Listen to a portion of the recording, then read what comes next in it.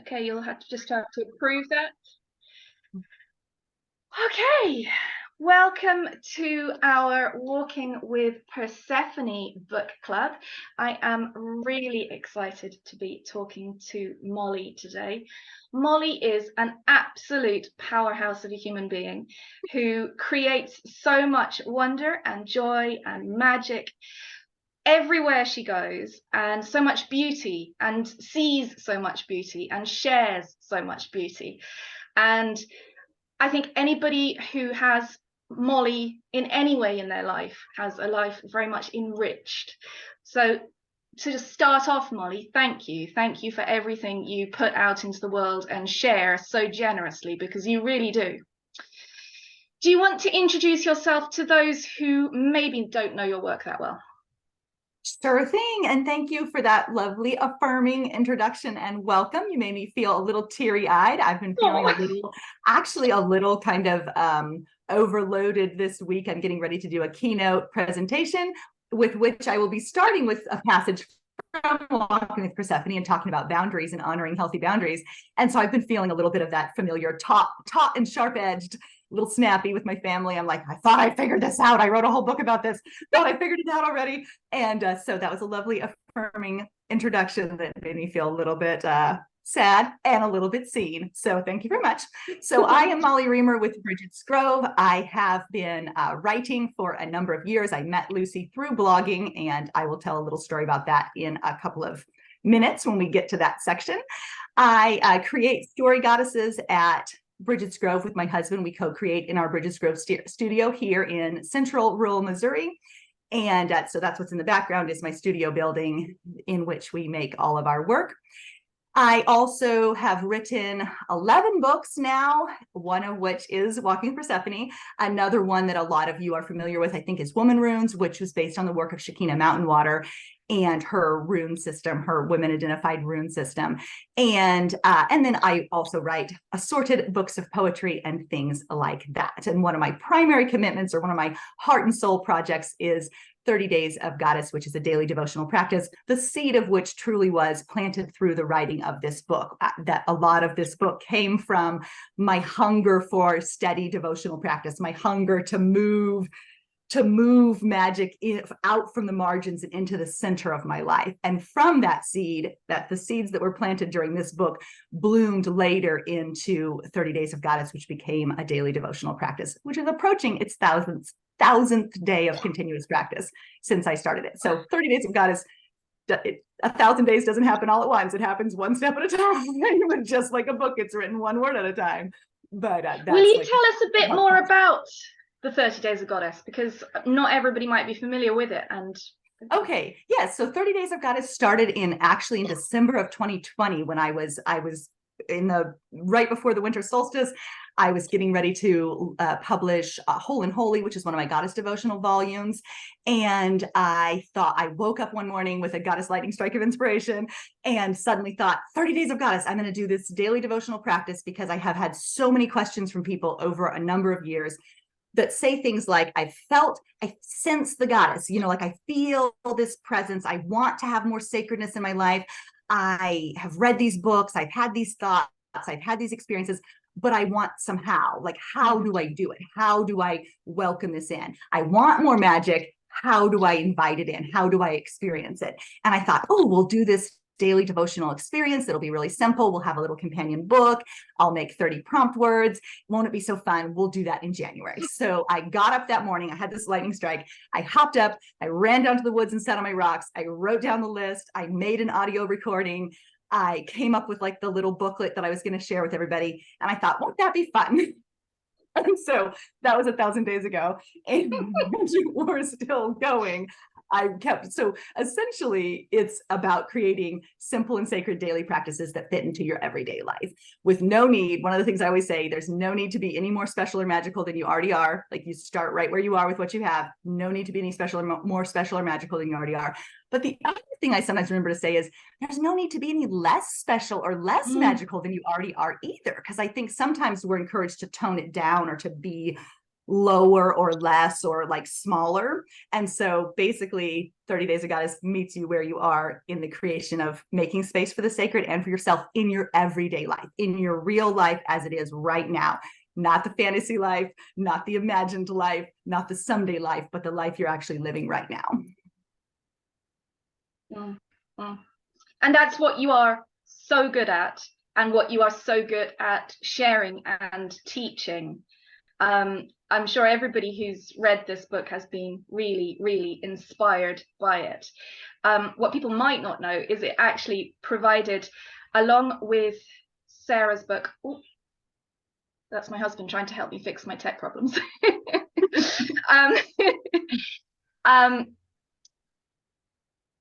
Brain back. Along with Sarah's book, it was one of the things that seeded my fascination for crows and being in the woods and the magical of that, which has become Crow Moon. So I was wanting to read a couple of the bits that got me. So when you were when I was editing it and then sending my edits back to you, I said, Molly, we need more about Persephone and we need more about crows. And I was so delighted that you wrote more about both of those, but I just wanted to share it with you. I'm just trying to find. The sound or sight of a crow is always a sign for me to stop and pay attention. It becomes a self-reinforcing encounter with everyday magic. The crow is a trigger for me. Listen, watch, look here, reflect, think, feel, experience, be here right now. And in so stopping, I often see or experience something magical, surprising, or significant. Whether or not magic is there already, out of my awareness, or it is merely the simple association with the crow as a sign to pay attention, which causes me to look more closely and to develop associations, make connections, or notice symbols, and make significance out of the mundane world, the end result is the same. That I love. The end result is the same. I pause, notice, encounter, and experience, and the encounter itself becomes magic in that act of noticing and experiencing. I think that's so powerful, because for a lot of people who've kind of maybe got stuck into the adult world for a long time and in being serious and only believing serious things, that trying to reawaken an ability to encounter magic, encounter the magical in the everyday can be really challenging, because we're just used to kind of having that filter down of, I understand it all, it's all boring. Whereas this prompt that says, one, that there are prompts around you, and for you decided it was the crow, and I have borrowed that, well, or they borrowed me, I would say more likely, but they borrowed me to have that trigger. So you've got something around that's very commonplace that you might see all the time, but not really realize you're seeing, and suddenly it acts as a trigger for your brain to stop and pay attention. And there's always this kind of worry, I think, when we start engage, we might have had a big spiritual experience, but then daily life carries on. And how to get little bits of spirituality, little bits of encounter can be tricky. And so this worry can come up. Am I making it up? Am I trying to look too hard for magic? But having this little trigger each time, just to pay attention and not worry, and that the magic is actually there happening, and all you've got to do is pay attention. You're not making it up. I just think is a really valuable thing to be able to explain, which you did so beautifully, and then to teach it. When did the crows first find you? Oh, yes, that's such a good question. I do want to say real quick that one of the things I say to people is that noticing in itself is a powerful magic. Like noticing is a powerful magic. And with the crows and the noticing, I'd spoken, I think I wrote about that in the book, is almost feeling like it's like cheating. Like if I decided something's magical and then I see it everywhere, and then I'm suddenly having these magical experiences, like how convenient. And it's like, but that's the essence of it, really. Like, yes, the door is open and we can have magical experiences everywhere. all the time. And it doesn't necessarily matter which came first, whether I decided it was magic in advance and then I see it, or if the magic was already there and then I noticed it. Like both things can be true. And I've said before, like if we can live our lives thinking like everything has meaning or nothing has meaning. And either way, we're right. Like either way, we're right about that. And so we can decide that something is magical or not magical. And either way, we're right. And then we get invited to more experiences. And I'm still amazed, I still have the experiences of finding a crow feather on the road when I go for a walk. I always pick it up and I smell it. I don't know if anybody, that seems weird, but I don't know if anybody else ever smells feathers when they find them, but they always smell a little bit like good dirt mixed with something wild. Like that's what they smell like to me. Sunshine, they smell like sunshine, and good dirt mixed with something wild. And so I'll find that crow feather and smell it. And it always, I blow them a kiss when I walk by, I'm like, oh, there you are. And you can see them on the roadsides, you can see them in the cities, you can see them on the Walmart, they'll sit on the roof of Walmart, sometimes even like looking down, and I'm always like, hi, I see you, friend, you're there. And so the crows for me started, we have a compost pile. This, mundane and magical is all mixed together. We have a compost pile for like our food scraps outside the house. And essentially it's really it really is like a animal feeding place, because nothing lasts long enough to actually be composted. There's things that come and check the compost pile every single day. It's part of their round. There's a mother raccoon. She brings her babies. I can literally watch them walk behind the house. They check the mulberry tree. They come around the corner. They go to the compost pile. They see if there's anything there. And they do it at the same time every day because they know that we come out and dump our compost and they check. Well, the crows are the same way, and they come to the compost pile to check what's there. And I hear them every morning. They get to the compost pile and they start talking to each other about like, what's here today? You can see that they're like having a conversation. And I believe I wrote about that in the book as well. One year in the winter, they dropped a potato on my house. In the morning, it woke me up. There's a potato landed on the roof and rolled down. It was frozen from being in the compost. Better snacks are in order for lady, I think. Right. So they're right. Better snacks are in order. Like, I do not want potatoes. Like, give me some like berries or something tasty. And so that was what started my paying attention to the crows. And I wrote like a list of goals for this year. And on the list, I put, get to know the crows in the compost pile. Like, I want to know and see if I can identify them by their different voices. Like, I'd like to know who these crows are. And I think of them as our home crows, like this, the land is really important to me. And like my, I think of it kind of, it's my blood land. It's my birthplace. It's my land that I came from. And these are my home crows. This is the land that they come from too. This is the spot that grew them as well as me. And so I would hear them in the compost pile, and it's just kind of a little soundtrack of my morning. And they have different ways of talking to each other, and they murmur sometimes, and you can hear when they're telling each other things when they don't know somebody's listening. They talk in a different way to one another when they're like showing each other something or conversing. So that's when I started to pay attention to the crows, because I could hear them in the mornings, and I would go sit outside on my rocks, and I would hear the crows were like the soundtrack. And then when I started to write the book, and when I was getting like more immersed into this, and I was thinking, and I was sensing like this Persephone kind of connection, and I was, really feeling into the land and the magic and the margins for magic and all that kind of stuff. And right when I had this like, kind of dawning awareness, so to speak, I saw a crow came out of the woods and was circling. And then ever since that moment, I started to notice the connection. And every time I hear that voice, they have such a distinctive sound. And every time you hear that, like, just look and see what there is. And every time you see one by the side of the road, like, look and see what else there is. And so it cultivated a relationship. And I never did get to know them exactly by their different voices, like I had said, but I do. They still come every morning in the compost, and I hear them out there discussing and dialoguing with one another about their lives. It reminds me of, the Buddhists have an idea of the singing bowl, that they ding it, and whenever it dings, you kind of pause and have a moment of mindfulness. And then, people who are kind of in the techie sphere will do that on their phones. They will set their phone to ding.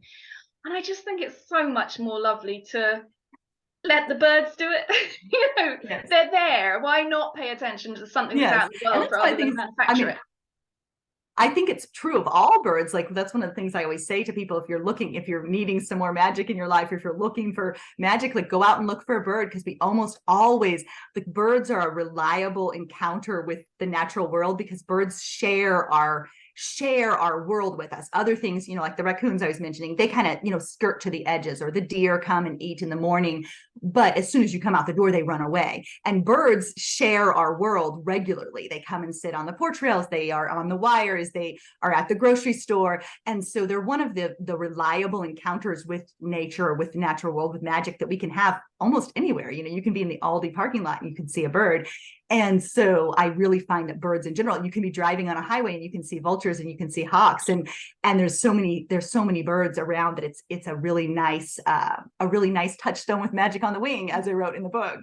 In any bird, it doesn't have to just be crows. They can be a little glimpse, and you can go out and look up and like I didn't have any magic today, but I did see that little chickadee. We have a fabulous heron that hangs out in our little car park, and it's just, you're sitting there in your car just ready to go, and there's a heron. Yeah, we have herons at the river, and I feel like we've in a way jumped ahead, and I kind of dread asking the question, but I'm going to ask it anyway. You probably get asked it all the time. Magic. You talk a lot about magic. You write a lot about magic. What are we talking about when we say magic? What is that for you? Okay. Oh my goodness. Such a good question. And so what I usually say is I feel like magic is the current of the sacred that underlies all of our lives. Like that's what, if you think about your life, and if you think about the deeper river, like the current that underlies your life, that's what I think of as magic. And you can dip your toe in that current kind of whenever you want to. You can dip your toe in the current, and you lose touch with the current. You forget that it's there. You get distracted. You get caught up in the swirls of everybody else's lives. You get, anxious or upset or whatever. But when you dip your toe into the current, it's always there, running beneath the surface of your life. So I think of magic as that current of the sacred that runs below all of our lives, and really that runs through all things, that runs through all things. So that's a different, I know that that's a different definition. People think of magic, that art of changing consciousness at will kind of statement. And people associate it with magic tricks or fantasy or those kinds of things. And for me, magic is that, because I also write about like claiming your own magic, or inhabiting your own magic, and stepping into your own magic. And I really mean that current of the sacred, that underlying force that beats your heart and grows your fingernails. So then what your book really focuses on is both the experience of that magic, but also the losing of that magic, the losing of the connection with it, and that desperate is the wrong word, deep need to reclaim it. Has that happened many times during your life, or was this like the big one where you kind of really felt like you were just assaulted from all sides in terms of just total overwhelm and total, kind of disconnection from your own life because of your physical injury, and therefore, or is it something that you've experienced in many cycles? That's a good question, because I think of it as, so for me, my own spiritual path, as many people's are, is like this, a spiral path that unfolds in a spiral. But I also feel like my experience of spiritual life, spiritual development, etc., like was a kind of a slow burn. It started slow and kind of built and built and built and built. And so I wouldn't really say that I had that sensation of like losing my magic as intensely before, because it was still building. And then once I knew that I could connect in that way, then I noticed the absence, or then I noticed the sensation of being overwhelmed or taught or overdone or disconnected. But it was because I had experienced it that I knew to recognize the absence. So I would say this it really was a pivotal kind of underworld journey. And I've had other experiences of people, when you have a baby, you're kind of plunged into what I consider to be a it might be everyday, it might be ordinary, but it really is kind of an underworld journey of reclamation of yourself. You know, you go out into, you get your baby and bring that soul back with you, and you have to you yourself deconstruct and unravel during that time and have to like rebuild and reclaim. So I really feel like every birth or every baby is kind of a process of destruction and rebirth and rebuilding. But oh, did we lose Lucy?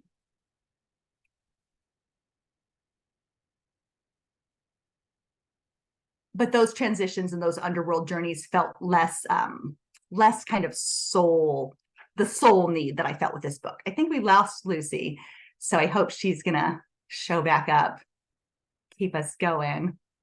I don't know if I should just keep talking about underworld journeys or not.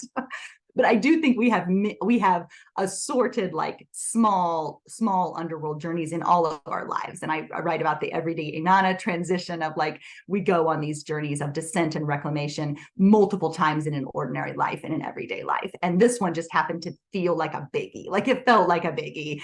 And like, if I didn't do something, if I didn't take it seriously, if I didn't take the call seriously, like something bad was going to happen essentially if I didn't take the call seriously. And so I'm keeping going. So I have a quote to share, and that was that let me see where my quote is so this is a quote I found after I finished the book. Like I read this quote this year, and it comes from Donna Hennez's book, The Queen of Myself. And she says this: in an undeniable flash of inner truth and commanding clarity, I felt myself called upon by spirit, by destiny, by dharma, by fate, by free will, to embark upon a concerted search and rescue mission for the holy grail of my own elusive soul. And this expedition had to be solo. So I just read that quote this year, but I wrote the book in 2019. But I read the quote this year: a search and rescue mission for the holy grail of my own elusive soul. And when I read that, I'm like, that's exactly what Walking with Persephone was. It was a search and rescue mission for the holy grail of my own elusive soul. And I found it. I did it. I knew that I had to rebuild my soul. I had to do it, and I had to do it without eat, pray, love in my life, right? I had to do it without running away and like leaving everything behind. I had to figure out how to rebuild my soul in the context of still having a business and a husband and kids and people who relied on me, but I couldn't abandon myself anymore. So I read that quote and I was like, that's what I did. I went on that search and rescue mission. I did it. And that's what this came from. And I had that sensation that I was either going to like lose it and like run away, I was going to flee, or I could act with intention and make a conscious choice to go on the mission, to go on the descent, to actively seek out something that would help me rebuild what I felt like I had lost. And so that's what that was about. Oh, you're muted, Lucy. We had a momentary power cut, which knocked out my Wi-Fi. So I'm now on my phone because my computer won't work.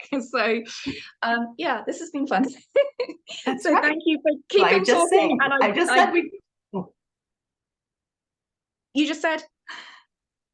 I just said we have many small descents and renewals in an everyday life. So you're traveling through the dark underworld of your disconnected Wi-Fi and coming back. Yes, it has been one of those days.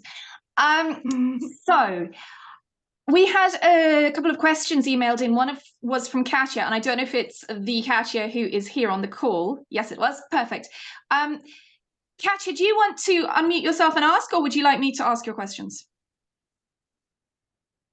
Okay, so Katya asked, which is a really interesting question, which many of the folks on the call who are writers themselves will probably wonder too, is, I'm going to make sure I get it exactly right.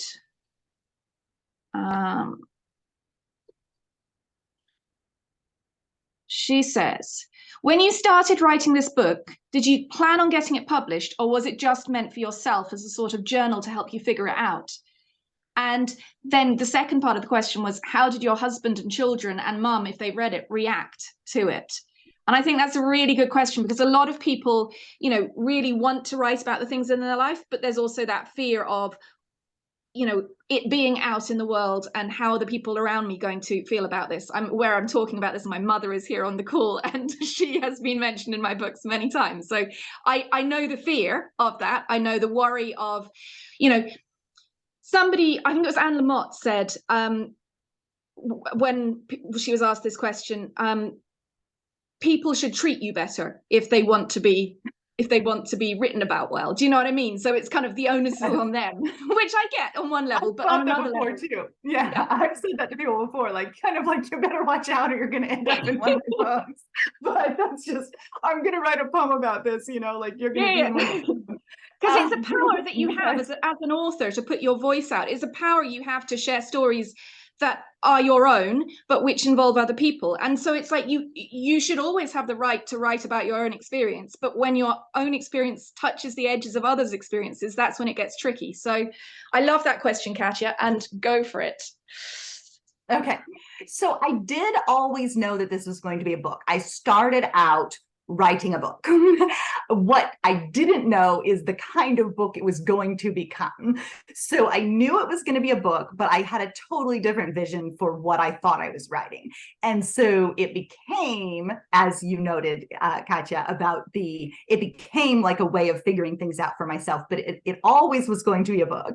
And it started because I was actually, and this part used to be in the book, and it was one of the sections that got cut out, was when it started. And so it started on a beach walk with my husband, and we were standing on the beach, and it was sunset, and I wrote a poem about this too, but the sunset was turning into this like kind of smoky wings of fire with like a dragon kind of image in the clouds with these things. And I was talking to him about writing a book, and I said, I don't know if I have anything left to teach. I don't know if I have anything to write about, because basically I have these giant stacks of other things I've already written, and I don't know what to do. Like, I feel like I have a book in me, but I don't know where it is. And he said at that time on the beach, what if you don't try to go backwards? What if you don't try to get all the stuff you've already written before and make it make sense? What if you start from here? Like, what if you start from now? What if you start with the book that you actually want to write right now? Not the book that you thought you wanted to write, not the book that you saved 300 pages in your computer about.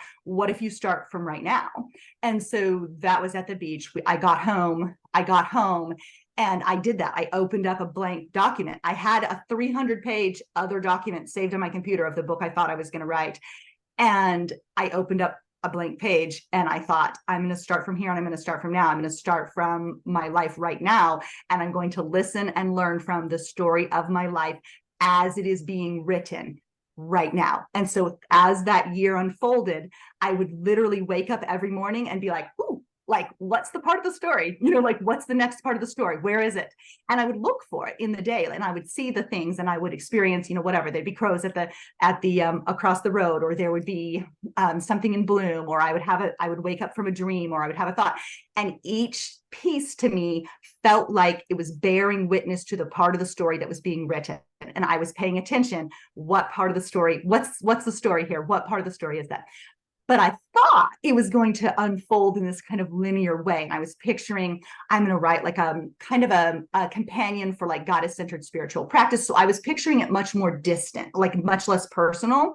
And I was thinking, I'll start with Persephone in the spring, and then, you know, in the summer we'll switch to a summer goddess, and then in the fall we'll start talking about a fall goddess, and it'll be split into these 4 sections, and there'll be these experiences with 4 different goddesses. And I was picturing it sort of unfolding in a very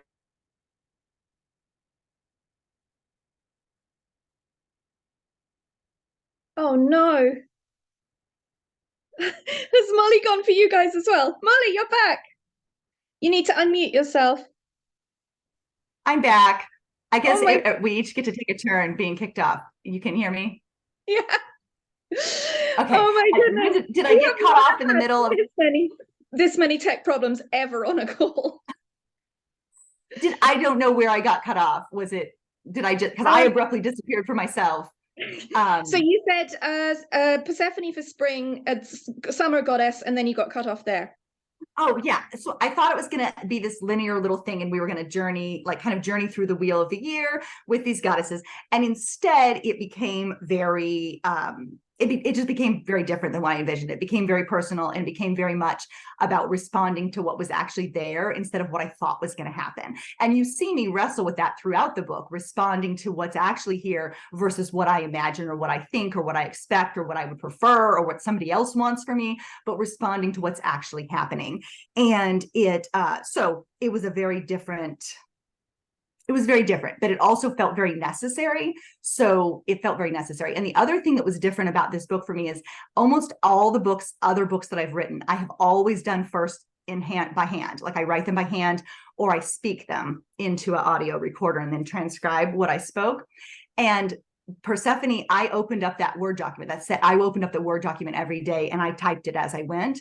And because I knew it was going to be a book, I was working on my book. I was typing on my book. So I didn't keep it in like a journal form, even though I know some of the flavor has a journal quality. It was always intended to be a book, just a different, it just took me on its own journey instead of the one that I had envisioned. I thought it was going to be a very much of almost like a manual or like a guidebook for like goddess-centered spiritual practice and like discovering little things to do and rituals to try and stuff like that. Instead, it was a journey of its own in that process of soul rebuilding.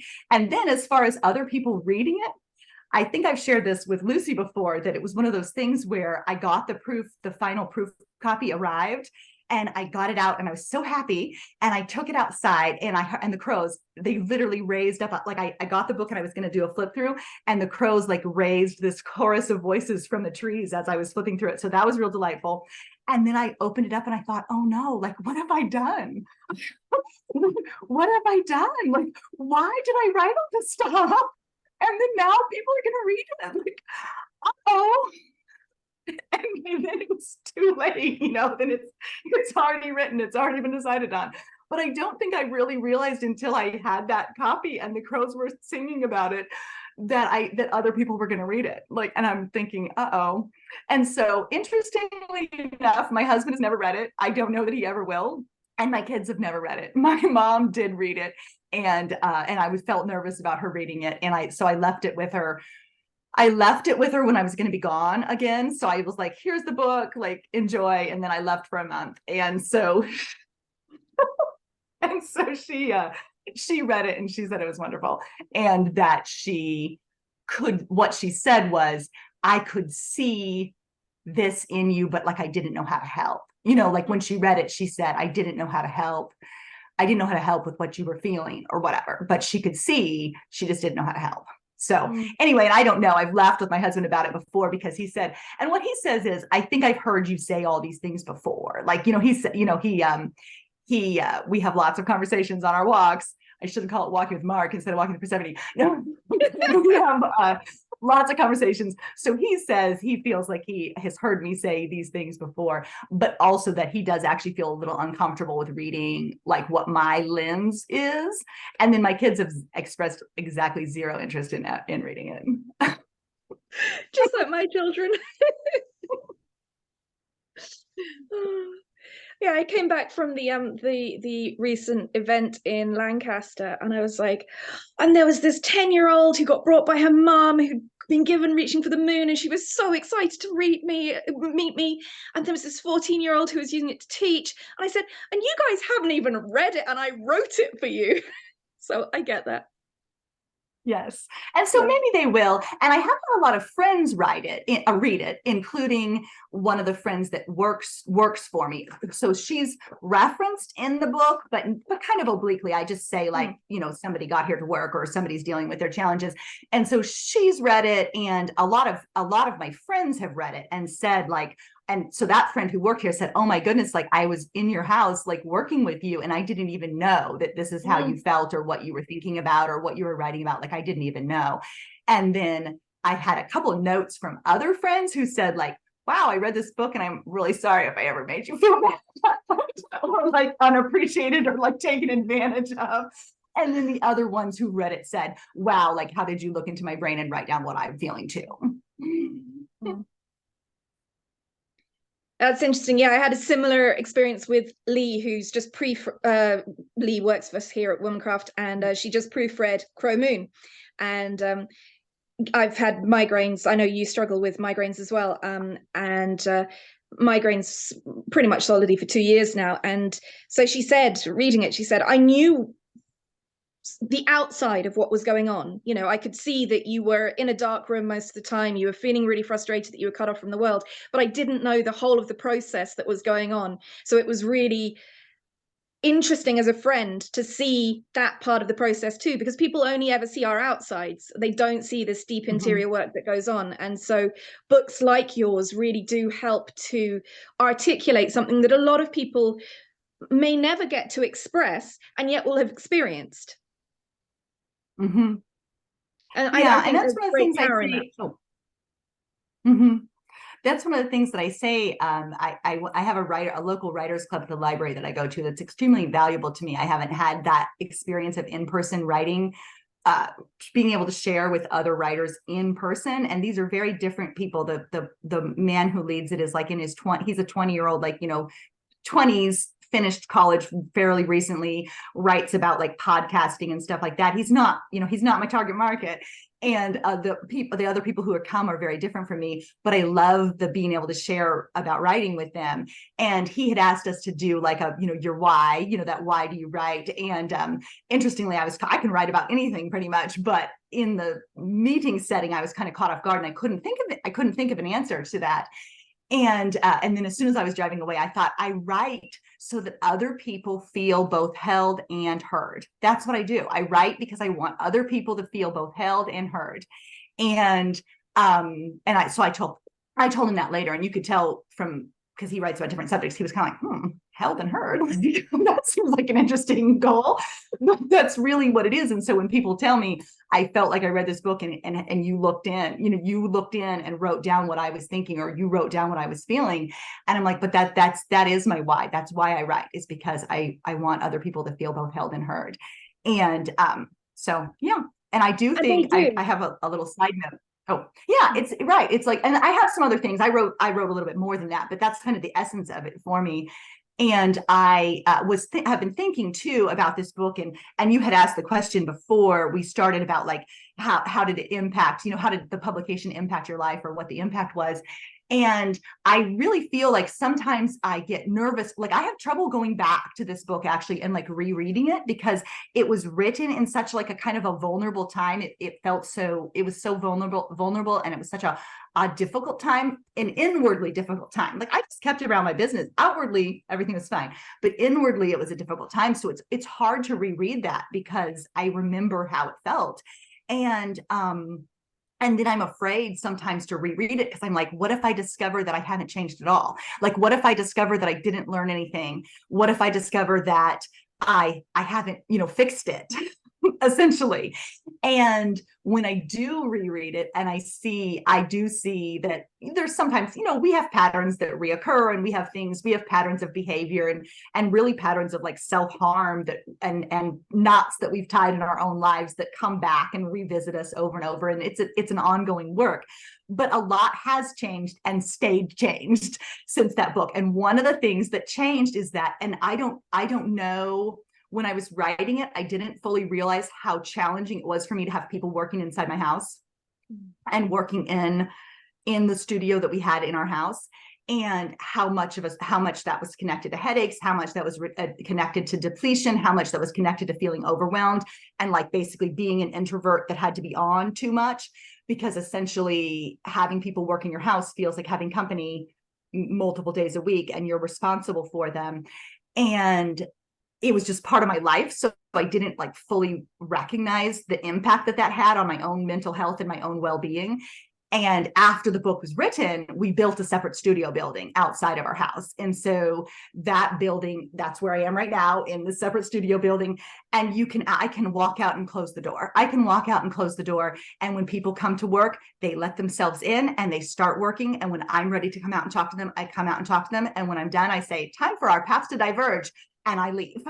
And when I was writing that book, I wrote parts of it sitting in a room, a small room. I'm talking like a small room. a smaller than like a regular bedroom, a long, narrow, regular bedroom. And I wrote large chunks of this book while sitting in that room with 4 other people in that space with me, and talking and having conversations. And I love the people who work for us. They're very, very valuable, and we couldn't do what we do without people working for us. But it's a lot of energetic management goes on to listening to other people talking in your home for multiple hours a week, multiple days a week. And so when I read back over that, I'm like, thank goodness we built that studio. Thank goodness I established that separation between the workplace and the home. And that was a life-changing, very valuable, very important step that at the time of the writing, I didn't even notice what an impact it was having on me. And then it was like, wow, my house is my own again. And I don't have to be like, oh my gosh, people are coming. And I would cook them lunch. I used to cook them lunch every day. And wow, so that was a big change. Like, no more people in my house equals great. And I don't want anybody who works for me to listen to this and feel bad, because I love the people who work here, and it's so, so important. And it needs to be in a different place than basically practically in my bedroom. As a fellow kind of creative entrepreneur who, you start a home-based business, I totally get that. Always starts in your home, and then at some point it has to become its own thing. It has to not be in your home. And yeah, I totally get you. And so I've got one final question for you before we open it up to our folks. I just want to backtrack slightly about your held and heard bit and why you write. We always invite people to email us with questions and stuff. We have had more comments and questions coming our way about yours than any other one. So many people, some with questions and some just wanting to say, I just wanted to say how held and heard, but in their own words, I felt by Molly's book, how seen I felt, how much she articulated my experience. So you didn't know that, so I wanted to feed that back to you, that is very much the experience that your readers get from your books. So your intention is coming to fruition with your readers. Thank you. So I wanted to ask you, at the end of the book, there feels like there's an emergence of maybe Ellen of the Ways or a deer goddess or something like that. Is there a book in the pipeline about a deer goddess, or where are you going now book-wise? So interestingly, I did actually start that one, Walking with Lynn, and I actually had some really powerful experiences of seeing a deer on the edge of the woods and stepping into the woods after her and going through walking on the paths. I often follow deer trails through the woods. They know where to go, and you can follow where they go, and you find out you can walk on a pretty steep hillside if you follow the deer trail, because they know the way to cross the hill without falling down. And so I had that experience, and I had the experience of waking up on the eclipse at just the right moment, and I came out and there was 3 deer standing on the rocks like under the eclipsing moon, and I was like, oh my goodness. And then I had the experience of watching a doe and a buck meet in the woods in the winter, where he was standing in the woods by the rocks with his big antlers, and she came out of the woods this way, and I saw them see each other, and they didn't see me, watching them see each other, and they never touched each other or had any encounter, but I watched them like notice each other. And then she stood on the rock and he stood in the woods. And I really thought there was like something there. And so I have a partially written document called Walking with the Lynn, where I was starting to document those types of experiences and explore them. I mean, it didn't really go anywhere. And so it's still there, and it's not like it's not a possibility, but it definitely was something that I like felt the hint of. I felt the start, just like I felt the Persephone book start, and then I didn't feel it continue. And maybe that's because I needed to retune my senses. Maybe it was too soon to be trying to start another book of the same type of vein. And so I let that one rest, and I started a different book that I called that is tentatively called Walking with the Goddess, which is going back to that original goddess-centered spiritual practice concept that I thought Walking with Persephone was going to be. So I started working on that one instead. And that's been a more gradual unfolding and less specifically connected and more generalized. So And can I ask you a follow-up question on that? As a writer, when you feel like the book is changing from what you thought it was going to be, what you had planned it to be, to something else, what do you do? Like, do you resist? Do you kind of keep trying to make it what you were planning? Or how do you learn to have trust in it that it's going in a good direction? Well, I think that's probably something I haven't really learned yet, because I do tend to write poems, as most people who are here know. And I think one of the reasons I write poems is because they can be finished. And I see the world, but also because I see the world through like a poet's eyes, and a poet's eyes and a witch's heart, perhaps.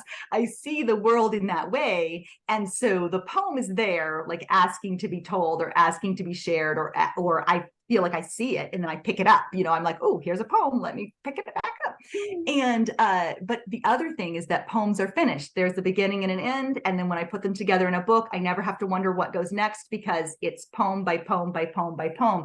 So there's no like wider structure needed or larger guiding story needed, because the stories are each their little poem and each story is there.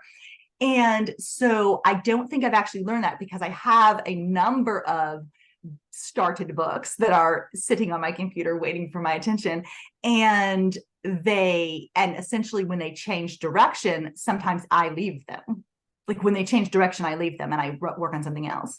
And sometimes I can pick them back up again. The Walking with the Goddess one I mentioned, I actually started that while at the beach. Again, the beach always unlocked something extra for me. I started it, I worked on it every day that I was there, and then I let it sit for approximately 6 months and never touched it again.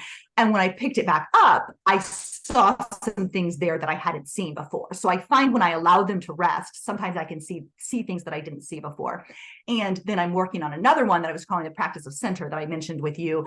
And I started that one at the beach too, and worked on it every day, and then got home and didn't touch it again for 7 months or 8 months. And then when I opened it back up, I saw the new direct, like it's basically, I saw the shape of it. Like, so I had started working on it. I wrote it every day. And I thought it was going somewhere different than it really was. When I reopened it, I felt like I could see its shape. I could see its shape and its purpose. So sometimes letting them rest allows you to see the next steps. Sometimes it means I'm kind of saying bye-bye, like it didn't really work and I'm going to just have to let it go. And I think that kind of the more you write, the more capable you get about letting go of some of your words, and think they don't always have to make it. They don't always have to make it. It's okay. And so anyway, I'm still figuring that one out. Like, do I keep going? Do I try to change the shape? Do I just say goodbye to it and let something else come through, and trust that one either it'll come back some other time, or it can just be laid to rest the way it is? I'm really sorry. I keep wanting to hand over to other people for questions. Can you wave to me if you've got a question? Because I've got more questions I want to ask Molly. I don't get to ask Molly questions very often. So wave your hand to me if you have a question that you're dying to ask her, because you are my priority now, dear attendees. And if you don't, then I'll ask her my next question. No. Okay. Okay, Molly, another big one. Where do you think your writing comes from? Where do your ideas come from? Do you feel like you're a channel in some way? You know, I never actually liked the word channel, and people say that, people use that. And when I wrote the Woman Runes book, people would say sometimes like that it was channeled. And I have said, and I shared this with another group a couple of weeks ago, that with that particular book, when I wrote it, I felt like, so what I would do is I would take my woman rune, my rune of the day, I would take it down to the woods and I'd sit on the rock and I would listen. And then I would say what I heard. And then I would record it. I said what I heard into my phone. And then I would come back to the house and I would type down what I'd heard. And I thought, if I was a different kind of person, I might call this channeling.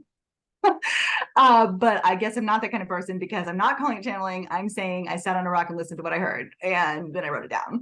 And so I don't know what my resistance is to that particular word. Maybe it sounds a little like, I don't know, like I'm pretty practical, I'm pretty feet on the earth type of person. And so maybe it sounds too fancy or too esoteric or too maybe even too much responsibility or something. So I don't use it. What I feel like, where do I feel like my writing comes from? I do feel like comes from listening and writing down what I hear. And I'm a pretty visual person, but I'm an auditory person as well. And I very often feel like I listen and I write down what I hear. So whether I'm listening, so sometimes what I'm listening to is my heart. Sometimes what I'm listening to is that soul voice. Sometimes what I'm listening to is the world itself. Sometimes what I'm listening to is life itself as it unfolds. Sometimes what I'm listening to is my sense of the sacred, or my sense of the goddess, or my sense of the wider powers of this world. But pretty much always it's that I'm listening and I'm writing down what I hear. Because I don't think everyone experiences that, I've got to say. Well, yeah, and it's interesting. When I listen, so I have, my phone is full of recordings because a lot of what I write is done first verbally and listened to, and then I actually listen to it and write it down. And when I listen to my own spoken pieces, they have long, so in real life I speak quickly and I talk fast and I connect ideas together and I'm always like, when I listen to those recordings, there's long pauses because I'm listening. And so you can hear in the recording that I'm listening, because I'll say something very kind of, I'll say a sentence and then there's a long pause and then I say the next sentence and then there's a pause and then I say the next sentence. It's because I'm listening and I'm writing it down. And so maybe that sounds slightly, I don't know what. No, I get it. Maybe that sounds weird, but yeah, that's what happens. And what I'm fascinated by is that I can hear, in retrospect, I can hear myself listening. Yeah, no, that makes total sense. I also experience not all of my writing, but some of my writing as that. And that's usually the stuff that comes through as the more poetic voices in my books. And it is that it is a slow listening process to me, but I have no attachment to where that comes from. I don't mind if it's, what somebody else would want to name that. For me, it doesn't. I do also sometimes see things. So the other thing is just like, I mean, literally a lot of my writing comes from like, it's not like what I write about is not symbolic. I'm not writing, and then the deer emerged from the forest and then the buck was there and this represents something. I'm writing down what I actually saw. I'm writing down what I actually saw happen. And so sometimes a lot of my writing is also based on that. Like I'm just literally writing down what I saw. And but sometimes the seeing is a more visual, like almost like a daydream or like a vision, so to speak. And that happens often with seasonal changes. I can kind of sense or see like the unfolding change. And then for those, I write down what I see. I think about what I saw and I write down what I see. Letitia, you have your hand up. Would you like to unmute yourself to ask a question? It really isn't a question, but it's an observation that I've been thinking about since I read the book, which I think I just want to say, first of all, thank you both for actually creating this opportunity. It's just, it's such a gift. And I wanted to say, Molly, that here is this, your book, as I was reading it, I recognized it as a rite of passage. We don't often talk about the different ways in which women age and the stages that happen. And you were marking a very specific place.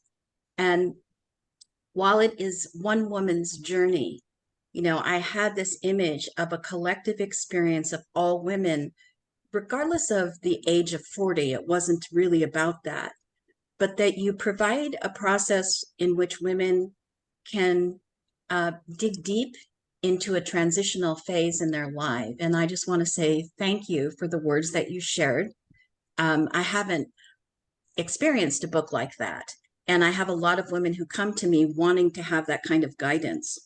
They don't have elders, and we have a culture that's a deficit of elders. So your book is like an elder that somebody can actually be guided with and by, with the hope that they recognize that their single journey is the experience of women throughout time, that it's not just one person an individual, but it's a collective civilization developing forward and maturing. So thank you so much for your words and your courage to actually write that, and for your family for allowing the space for you to do it. Yeah, beautiful. Oh, thank you so much. And yes, it really, it is an articulation of a rite of passage that isn't formalized, but that is felt.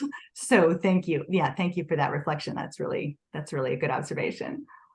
And thank you, Letitia, because that is why we put out the books we do, in the hope that through sharing women's individual experiences within the framework of more universal things, that they will help and support many, many women beyond just reading one woman's story. It is the experience of the universal, the archetypal, the rites of passage coming through one of us that we can recognize it in ourselves too. So thank you. Molly, I was just going to say, so can I tell, I had written down, I have a tiny story to tell about how we met. Oh, please do. It connects to this archetypal type of representation, or giving voice to the unheard or the unspoken, not the unheard, but the unspoken. And so I tracked down, I thought you had said that about why Womancraft, as far as publishers, because I do publish most of my books myself, and this one felt like it was too big. It was too unwieldy, and I couldn't get the shape out of it. Like, I knew it was there, but I couldn't get the shape. And I thought, well, I trust Lucy, I trust Lucy. And I thought, how, where did this come from, or where did this trust develop, or where did I even meet her? And so I tracked down what I think is our actual first interaction that we ever had on the internet. I think I found it, and it was from April 11th, 2012. And I had listened to your presentation, Honoring Your Crazy Woman. So speaking of that, when giving voice to the things that you think are your own experience only, and then the person on the other end listening, whether you're oceans away from one another, is like, oh my goodness, somebody else feels that way too. And so I listened to Honoring Your Crazy Women. It was on a Wild Tribe tele series at the time. And I wrote about it on my blog. I said, I listened to Honoring Your Crazy Women. And then I linked to your Moontime book, because your Moontime book had come out around that same time. And so in my post, I said, I listened to Honoring Your Crazy Woman, and the author of the book has a new book called Moontime. And you, I think, had seen, you saw that somehow, and you came and commented about your Moontime book on my blog. And that was where I think that was our first interaction and the first contact that we ever had. So April 11th, 2012, track it down. Oh, that's lovely. Thank you for tracking that down. From the archetypal exploration of women's lives, and how one person's experience actually is representative or encompassing of what a lot of people feel and maybe don't know how to say. Oh, that's really special. Because I think you and I both probably have the experience that we put a lot of work out there, a lot of love out there, and you don't know who it's going to meet or what effect it has. And so when you hear about how it does and how it has met people, and that's lovely. Molly, I'd love to finish with you reading something from your book, or a little blessing, or a poem, or something that it calls to you at this moment to share it with us. Okay, well, I'm going to see what past Molly wrote down to say about it. And it is... Okay, so I had written down to share from page 102. So I'm going to trust what my past self wrote down to share from page 102. And it is, it's the lying down revolution section, where my friend had said that every time she lies on the floor at the end of class, she thinks of me. And so I'm going to skip ahead. I had written about writing 100 things to do every year, and I wrote on it, lie on the floor for at least 3 minutes every day, because I found that my dominant fantasy for my life was time to lie on the floor. And I thought, whoa, that's pretty sad. If that's your major goal, is to have some time to lie on the floor. And so I wrote it down as a daily thing, lie on the floor every day for 3 minutes at least. And that was part of that effort to, when I talk about making a margin for magic, but it's also it's making space for what you crave, making space for those things that you need, and having them be primary instead of last, having them be primary instead of optional. And so she said every time she lies on the floor, she thinks of me. And so this is what I wrote. What might change for many of us if we allowed ourselves 3 minutes a day to lie on the floor? 10 minutes, 15 minutes, 1 hour. Another friend tells me she needs time out to refill herself until she is overflowing, instead of just filling her cup a tiny bit and then draining it over and over again. I feel this too. I have been coasting on my reserve tank for at least a year, and my reserves are now depleted too. It takes more than 3 minutes to refill the tank. So that it has sustained and lasting energy. I sit with my eyes closed in the sunshine, basking in the warmth. I hear the sound of birds from either side of me, ping-ponging off of one another into the sparkling green air. I listen to them until my mind softens and I'm no longer tormenting myself with questions of how to be better, how to be more, how to fix it.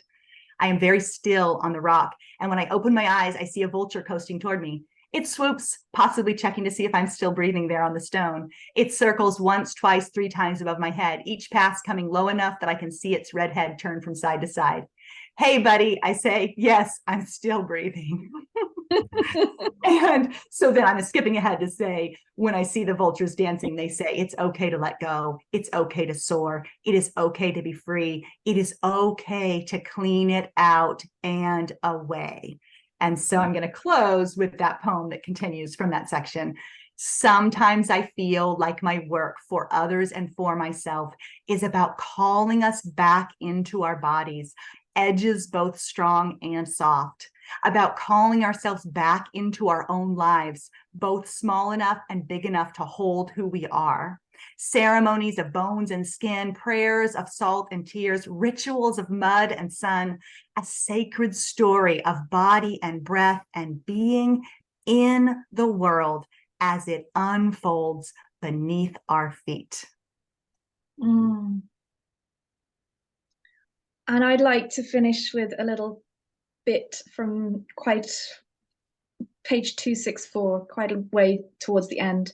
May you make a space for witnessing, learning from wild grasses and silent wings. May you make a space for magic as she threads enchantment through your bones and veins. And may you come to trust forever the whispered spells that weave and waver right beneath the tender knowing in your skin. You have a real gift, Molly. Thank you for sharing it with us. Our next author is going to be Stella Tomlinson, who is on the call with us. Hello, Stella. So Stella's book, The Beautiful Cycles of Belonging, is going to be available for a 10% discount on our website for the next couple of weeks. Give us 24 hours to put that up because Patrick is currently away. But that will be on notes 16th of November. It's a little later than we normally do because Sarah Robinson and I have our pre-order exclusive book club on the Kitchen Witch Companion on the 3rd of November. So thank you, Stella, for being flexible and going a little bit later. So she is the 16th of November at 7 p.m. UK time. And Molly's work can also be found in the Kitchen Witch Companion. And she hasn't even seen a copy of it yet. We've got several beautiful bits from her in there. So it's just so lovely to have our little community here and in the real world and in books. So thank you so much, everyone, for being here with us and making the magic possible.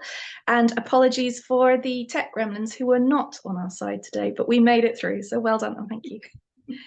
Thanks, Molly. Thank you so much. I really enjoyed it. And thank you to everybody who came. Enjoyed seeing Christy here and Emily and Bridget and people that I know. Thank you so much. Bye-bye.